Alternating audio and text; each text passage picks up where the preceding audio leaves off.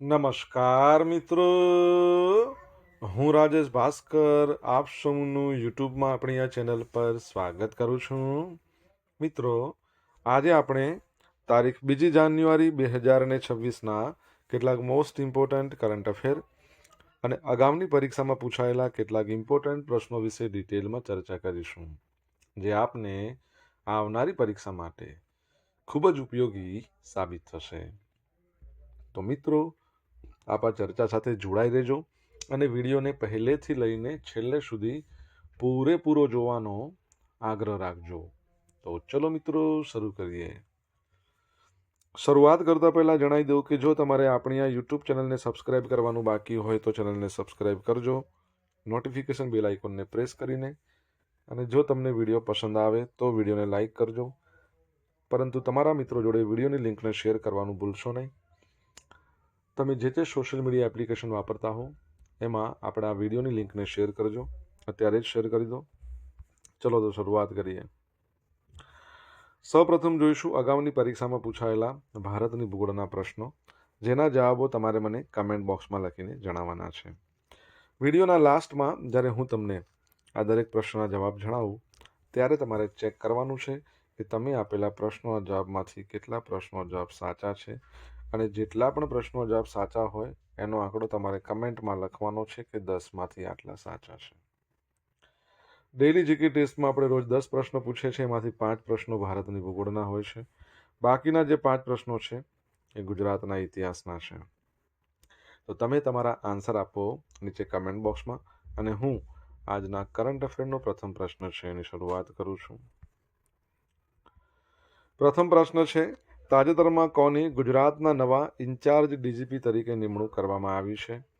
તો જવાબ આવશે ડૉક્ટર KLN રાવ. કોની? ડૉક્ટર KLN રાવ છે એમની. તો ગુજરાતના નવા ઇન્ચાર્જ ડીજીપી તરીકે ડૉક્ટર KLN રાવ છે એમની નિમણૂક કરવામાં આવી છે. વિકાસ સહાય જેઓ આપણા ડીજીપી હતા, એમનો કાર્યકાળ 31મી ડિસેમ્બરના રોજ પૂરો થઈ ગયો હતો, એટલે રાજ્ય સરકારે આ મહત્વનો નિર્ણય લીધો છે. કોણ છે ડૉક્ટર KLN રાવ? તો પર્સનલ પ્રોફાઇલની વાત કરીએ તો 26મી ઓક્ટોબર 1967માં જન્મ થયો હતો. તેલંગાણાના વતની છે. MSc ને PhD સુધીનો એમને ઉચ્ચ અભ્યાસ કર્યો છે. આઈપીએસની વાત કરીએ તો 1992ની બેચના આઈપીએસ અધિકારી છે, અને ઓક્ટોબર 2027માં નિવૃત્ત થવાના છે, એટલે કે તેમની પાસે હજુ 22 મહિનાનો સમય છે. અગાઉની કામગીરીની વાત કરીએ, તેઓ ખેડા, હિંમતનગર, મહેસાણાના એસપી રહી ચૂક્યા છે. રાજકોટ રેન્જના ડીઆઈજી અને અમદાવાદમાં જોઈન્ટ કમિશનર ઓફ પોલીસ તરીકે સેવા આપી છે.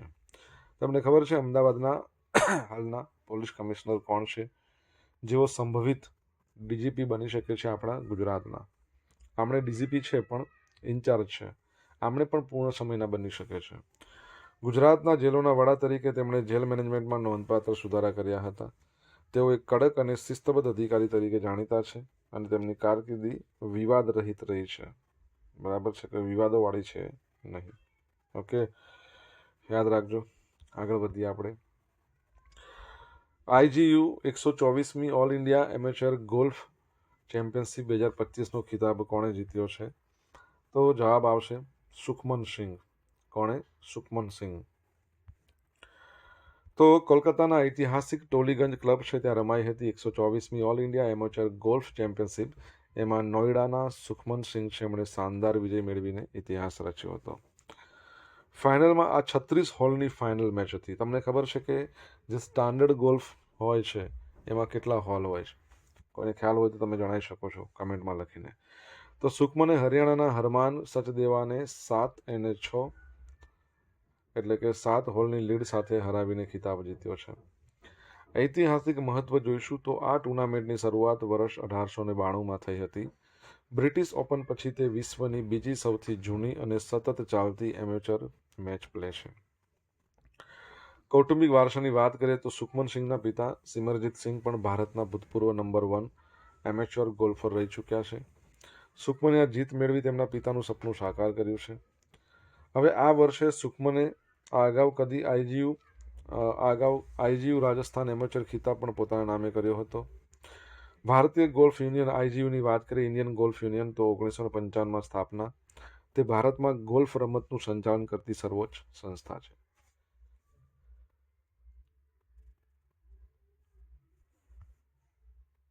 INS સિંધુઘોષ સબમરીનના 40 વર્ષની સેવા બાદ નિવૃત્તિ. તો ભારતીય નૌકાદળની પ્રતિષ્ઠિત સબમરીન છે INS સિંધુઘોષ. 19 ડિસેમ્બરના રોજ મુંબઈના નેવલ ડોકયાર્ડ ખાતે આયોજિત એક ભવ્ય સમારોહમાં 40 વર્ષની ગૌરવશાળી સેવા બાદ નિવૃત્તિ લઈ લીધી છે. 1986માં કાર્યરત થયેલી આ સબમરીન છે એ તેના ક્લાસની પ્રથમ સબમરીન હતી અને એને હિન્દ મહાસાગરમાં ભારતના દરિયાઈ સુરક્ષા અને વ્યૂહાત્મક ક્ષમતા વધારવામાં 4 દાયકાથી વધુ પાયાની ભૂમિકા ભજવી હતી.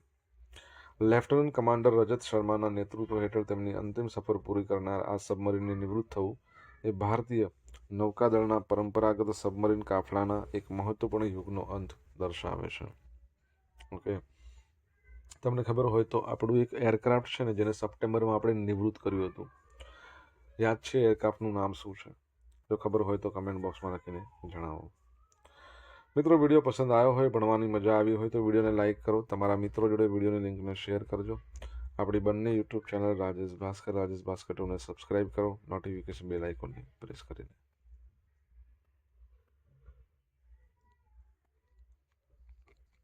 જો તમારે ડેઇલી કરંટ અફેરની પીડીએફ જોઈતી હોય તો આપણી ટેલિગ્રામ ચેનલને જોઈન કરી લો. તમને ડેઇલી કરંટ અફેરની પીડીએફ અહીંયા મળશે રોજ, એ પણ બિલકુલ ફ્રીમાં અને ડેઇલી બેઝ પર મળશે. સાથે સાથે તમને રોજ પોલ્સ પણ રમવા મળશે. ટેલિગ્રામની લિંક વિડીયોની ડિસ્ક્રિપ્શનમાં આપેલી છે.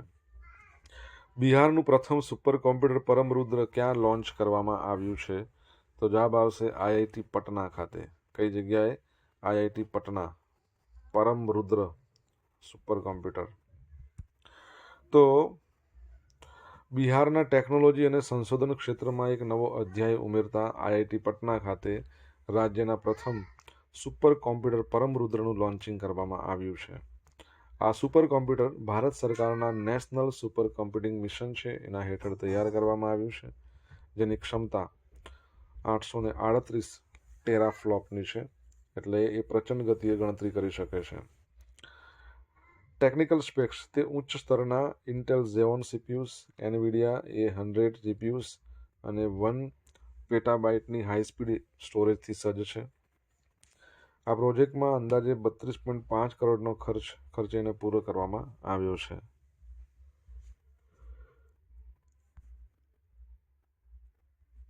એના મુખ્ય ઉદ્દેશ અને લાભો જોઈએ તો સંશોધન ક્ષેત્રે આ machine AI, machine learning, data science, quantum computing, હવામાનની આગાહી જેવા જટિલ ક્ષેત્રોમાં સંશોધન માટે ઉપયોગમાં લેવાશે.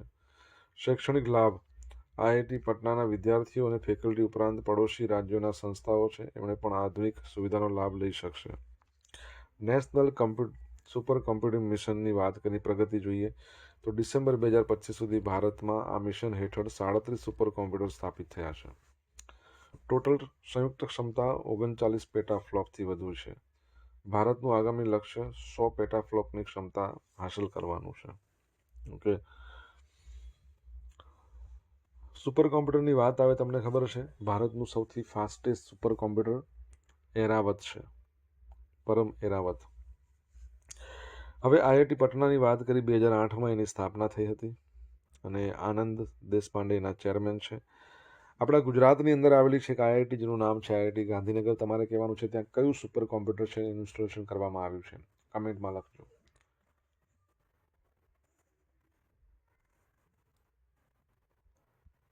T20 ઇન્ટરનેશનલ ક્રિકેટમાં 4000 રન પૂરા કરનાર સ્મૃતિ મંધાના ભારતની કેટલામી મહિલા ખેલાડી બની છે? તો જવાબ આવશે પ્રથમ ખેલાડી બની છે. તો ભારતીય મહિલા cricket star opener Smriti Mandhana તો શ્રીલંકા સામેની પ્રથમ T20 ઇન્ટરનેશનલ મેચ એમાં ઐતિહાસિક સિદ્ધિ હાંસલ કરી. મેચ યોજાઈ હતી વિશાખાપટ્ટનમ ખાતે અને તેમણે તે મેચમાં એટલે T20 ક્રિકેટમાં 4000 રનનો આંકડો પૂરો કર્યો છે અને ભારતની પ્રથમ અને વિશ્વની બીજી મહિલા ક્રિકેટર બની જેને 4000 રન કર્યા હોય. પહેલી કોણ છે? ન્યૂઝીલેન્ડની સુઝી બેટ્સ. તો આ માઇલસ્ટોન સુધી પહોંચનાર બીજા નંબરના મહિલા ખેલાડી બની ગયા છે સ્મૃતિ મંધાના. ભૂતકાળમાં તમને ખ્યાલ હોય તો આપણે ભણ્યા હતા સ્મૃતિ મંધાના વિશે કે એમણે વિરાટ કોહલીનો રેકોર્ડ તોડ્યો હતો. વિરાટ કોહલીએ ODIમાં 52 બોલમાં સેન્ચુરી મારી અને સ્મૃતિ મંધાને છે એમણે 50 બોલમાં.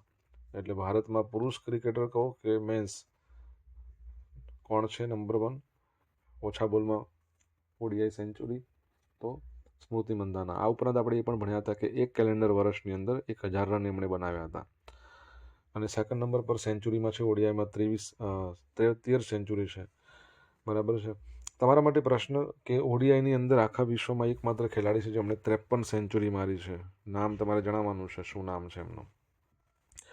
સ્મૃતિ મંદાના છે, એમણે આ સિદ્ધિ 3227 બોલમાં મેળવી વિશ્વના સૌથી ઝડપી રેકોર્ડ બનાવ્યો છે. સુજી બેટ્સે 3675 બોલમાં બનાવી હતી. ભારતની વન ડે વર્લ્ડ કપની જીત પછી આ પ્રથમ આંતરરાષ્ટ્રીય મેચ હતી જેમાં એમણે 25 રન બનાવીને પોતાના આક્રમક બેટિંગ શૈલીનો પરિચય આપ્યો હતો.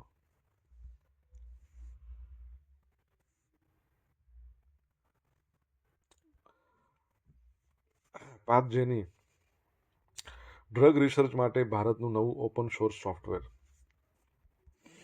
ભારત સરકારનું સાયન્સ અને ટેકનોલોજી મંત્રાલય છે ને, જેના મંત્રી તમે મને કહેશો, તો એણે પાથજેની નામનું એક સોફ્ટવેર બનાવ્યું છે જે નવી દવાઓની શોધ પ્રક્રિયા છે, ડ્રગ ડિસ્કવરીને વધુ ઝડપી અને સચોટ બનાવશે. હેતુ શું છે? તો આ સોફ્ટવેર આગાહી કરે છે કે દવા માનવ શરીરના પ્રોટીન સાથે કેવી રીતે જોડાય છે અને છૂટી પડે છે. ખાસિયત તે ઓપન સોર્સ છે, એટલે વિશ્વભરના દર્દીઓ તેનો મફત ઉપયોગ કરી શકશે અને સુધારો કરી શકશે. તે વર્ષો સુધી ચાલતી જટિલ ગણતરીને ખૂબ જ ટૂંકા સમયમાં અને ચોકસાઈ સાથે પૂરી કરે છે. અને ટેકનોલોજીની વાત કરીએ તો આ સોફ્ટવેર કુદરતી દબાણ વગર કુદરતી રીતે દવા અને પ્રોટીન વચ્ચે સંપર્કનો અભ્યાસ કરે છે. ઓકે, તો એ બાબત છે પણ યાદ રાખજો. આગળ વધીએ.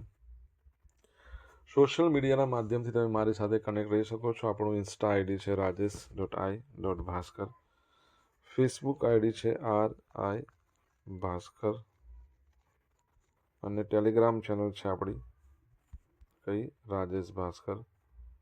તો તમને ટેલિગ્રામમાં ડેલી કરંટ અફેરની PDF મળશે અને પોલ્સ પણ રમવા મળશે. અને જો ભણવાની મજા આવી હોય તો વિડીયોને એક લાઈક કરો, તમારા મિત્રો જોડે વિડીયોની લિંકને શેર કરો. ચેનલ સબસ્ક્રાઈબ કરવાની બાકી તો સબસ્ક્રાઈબ કરો, નોટિફિકેશન બેલ આઇકોનને પ્રેસ કરીને. INS વાઘશીર સબમરીનમાં સફર કરનાર શ્રીમતી દ્રૌપદી મુર્મુ ભારતના કેટલામાં રાષ્ટ્રપતિ છે? તો ભારતના તેઓ સેકન્ડ નંબરના રાષ્ટ્રપતિ છે જેમણે INS વાઘશીરમાં સફર કરી હોય.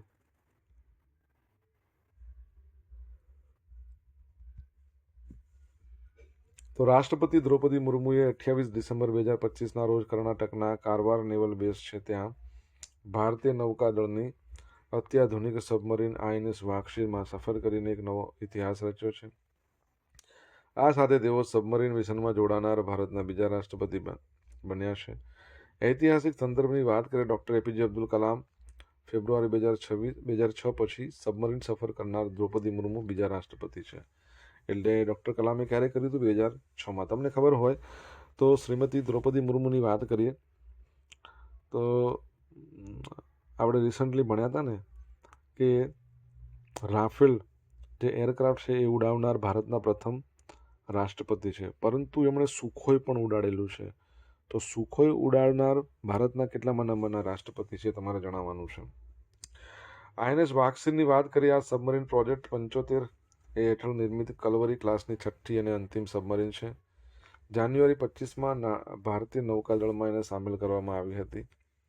અને આ સફર કર્ણાટકના કારવા નેવલ બેઝથી પશ્ચિમ સમુદ્ર કિનારે વેસ્ટર્ન સીબોર્ડ છે ત્યાં કરવામાં આવી હતી.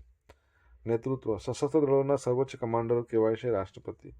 એમની સાથે નૌકાદળના વડા એડમિરલ દિનેશકુમાર ત્રિપાઠી હાજર હતા. એક્સપિરિયન્સની વાત કરીએ તો રાષ્ટ્રપતિએ નૌકાદળનો ગણવેશ પહેરી લગભગ 2 કલાક સુધી સમુદ્રની અંદર ડૂબકી લગાવી ડાઈવ લગાવી અને સબમરીન કાર્યપ્રણાલી અને નૌકાદળના જવાનોના પડકારોને અનુભવ કર્યો હતો. ઓકે, તો એ બાબત યાદ રાખજો. આગળ વધીએ આપણે. તુર્કીમાં થયેલા વિમાન અકસ્માતમાં લિબિયાના સૈન્યના વડાનું નિધન.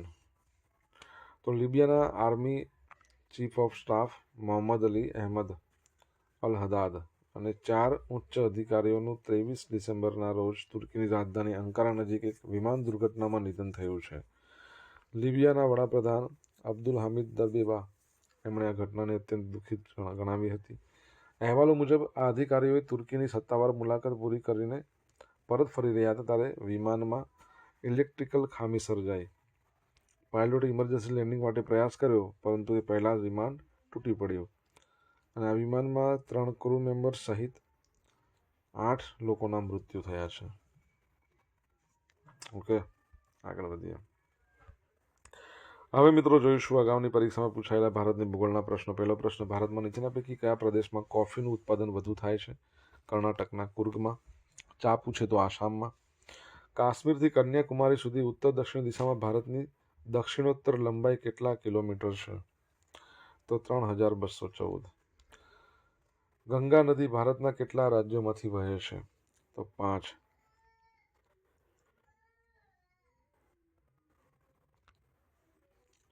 સિંધુ નદીમાંથી નીકળનારી સૌથી મોટી ઉપનદી કઈ છે?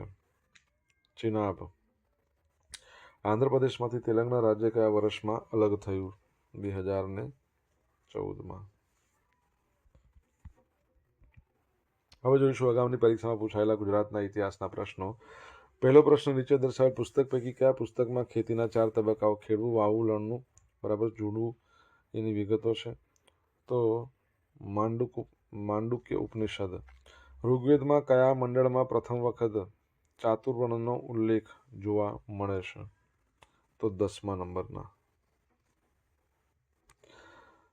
મુગલ સલ્તનત દરમિયાન શાસ્ત્રીય સંગીતના સૌથી વધુ પુસ્તકો કોના શાસનકાળમાં લખાયા હતા? તો ઔરંગઝેબ. સલ્તનતના સિક્કાઓ જીતાલ, સાસગની અને ટાંકા અનુક્રમે શાના બનેલા હતા? તો તાંબા, ચાંદી. પ્રારંભિક તબક્કામાં મહેરગઢમાં કુલ પાકો પૈકી 90% પાકોમાં કોનો સમાવેશ થતો હતો? તો જવનો. શાનો હતો? જવનો સમાવેશ થતો હતો. ગઈકાલે પૂછેલા પ્રશ્નોના જવાબ જોઈ લઈએ. પહેલો પ્રશ્ન, ગાંધીનગરના કયા સર્કલ પર તાજેતરમાં અટલજીની પ્રતિમાનું અનાવરણ થયું? 3. તાજેતરમાં કયા દેશમાં વિશ્વની સૌથી લાંબી એક્સપ્રેસ વે ટનલ બનાવવામાં આવી છે? ચાઇનામાં.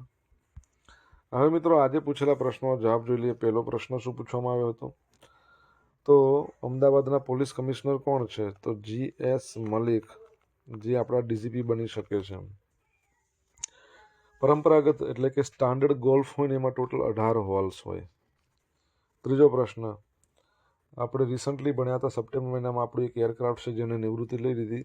શું નામ હતું? MiG-21. ચોથા નંબરનો પ્રશ્ન, આપણું ગાંધીનગરમાં IIT આવેલું છે ને તેમાં એક સુપર કોમ્પ્યુટર છે. શું નામ છે એનું? તો પરમ અનંતા. છઠ્ઠા નંબરનો પ્રશ્ન શું હતો? 5મા નંબરનો પ્રશ્ન શું હતો? તો ODIના ઇતિહાસમાં 53 સદીઓ કરનાર વિશ્વનો એકમાત્ર બેટ્સમેન છે વિરાટ કોહલી, VK. છઠ્ઠા નંબરનો પ્રશ્ન શું હતો? કે આપણો સાયન્સ અને ટેકનોલોજી છે મંત્રાલય, એ સાયન્સ અને ટેકનોલોજી મંત્રાલયના હાલમાં મંત્રી કોણ છે? તો ડૉક્ટર જીતેન્દ્ર સિંહ. શું નામ છે? ડૉક્ટર જીતેન્દ્ર સિંહ. આ યાદ રાખજો. સ્વતંત્ર હવાલો ધરાવે છે, પૂર્ણ સમયના છે એટલે રાજ્ય કક્ષાનો સ્વતંત્ર હવાલો ધરાવે છે. 7મા નંબરનો પ્રશ્ન શું હતો? કે રાફેલ ઉડાવનાર પ્રથમ રાષ્ટ્રપતિ હતા આપણા શ્રીમતી દ્રૌપદી મુર્મુ. સુખોઈ ઉડાવનાર 3જા નંબરના હતા. પહેલા નંબરના ડૉક્ટર કલામ હતા, બીજા નંબરના પ્રતિભા દેવીસિંહ પાટીલ હતા અને 3જા નંબરના આમને. બરાબર છે, આગળ વધીએ. હવે મિત્રો જોઈશું ગઈકાલના કરંટ અફેરમાંથી પૂછેલા કેટલાક ઇમ્પોર્ટન્ટ પ્રશ્નો જેના જવાબો તમારે કમેન્ટમાં લખીને જણાવવાનું છે. પ્રથમ પ્રશ્ન, IMA નેટકોન 2025ની 100મી રાષ્ટ્રીય કોન્ફરન્સ ક્યાં આયોજિત થઈ હતી? જો તમને જવાબ આવડે તો કમેન્ટમાં લખજો. સેકન્ડ પ્રશ્ન, કતારમાં યોજાયેલી વર્લ્ડ બ્લિટ્ઝ ચેમ્પિયનશિપ 2025માં ભારતના અર્જુન એરિગસી છે, એમણે કયો મેડલ જીત્યો છે? જો તમને જવાબ આવડતા હોય તો તમે કમેન્ટ બોક્સમાં લખીને જણાવી શકો છો. તો મિત્રો આ હતા આજના દિવસના કેટલાક મોસ્ટ ઇમ્પોર્ટન્ટ કરંટ અફેર. સાથે આપણે જોયું અગાઉની પરીક્ષામાં પૂછાયેલા ઇમ્પોર્ટન્ટ પ્રશ્નોના જવાબોની સાથે. આશા રાખું બધાને ભણવાની મજા આવી હશે. જો મજા આવી હોય તો વિડીયોને લાઇક કરો, તમારા મિત્રોને વિડીયો લિંકને શેર કરો. આપણી બંને યુટ્યુબ ચેનલ રાજેશ ભાસ્કર 2 એને સબસ્ક્રાઈબ કરવાનું બાકી હોય તો સબસ્ક્રાઈબ કરો, નોટિફિકેશન બેલ આઇકોનને પ્રેસ કરીને. તો thank you so much for watching this video. Have a nice day. જય હિન્દ, જય ભારત, જય જય ગરવી ગુજરાત.